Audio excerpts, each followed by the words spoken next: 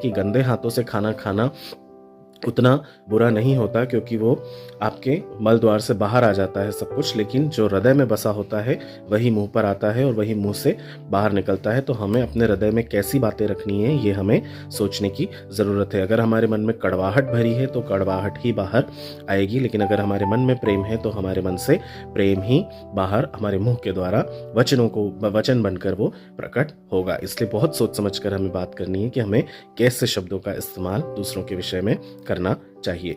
5वां जो है, जीभ का उपयोग प्रार्थना और आशीष के लिए करना सबसे महत्वपूर्ण है। प्रार्थना में बोले हुए शब्द स्वर्गीय सामर्थ्य को लेकर आते हैं, स्वर्गीय सामर्थ्य को प्रकट करते हैं। भजन संहिता 19:14 में लिखा है, मेरे मुंह की बातें और मेरे मन का ध्यान तेरे सन्मुख ग्रहण योग्य होने पाए।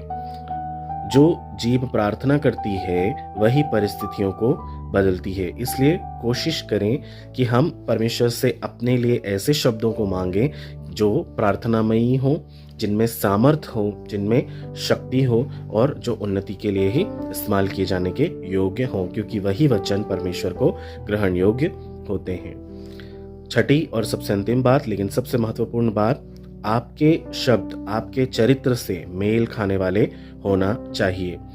मत्ती 12:34 जैसे मैंने अभी बताया आपको, क्योंकि मन में जो भरा है वही मुंह पर आता है।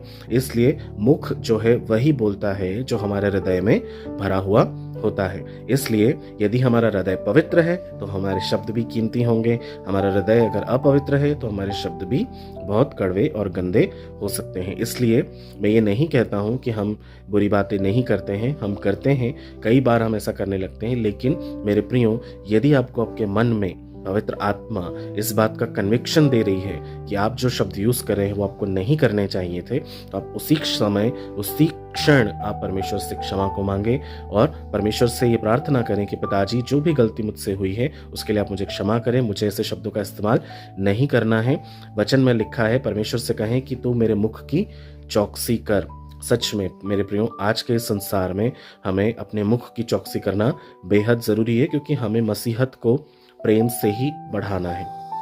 हम दुश्मनों को केवल अपना प्रेम बांटकर ही जीत सकते हैं। जिसके मन में जिस भी तरह की नफरत है वो केवल हमारे कोमल उत्तर से ही पिघल सकती है। इसलिए हमें बहुत कोमलता को बरतना है, हमारे शब्दों को नपातुला रखना है और परमेश्वर से नित्य यही प्रार्थना करनी है कि प्रभु, हमारे शब्द आप अपने कंट्रोल में रखिएगा। जो कुछ जहां कहीं पर भी हमें बोलने की ज़रूरत है उसे आप हमें सिखलाइएगा। तभी मेरे प्रियो, हम मसीह को असल रूप में प्रकट कर सकते हैं अपने जीवनों के माध्यम से। क्योंकि कभी मत भूलिएगा,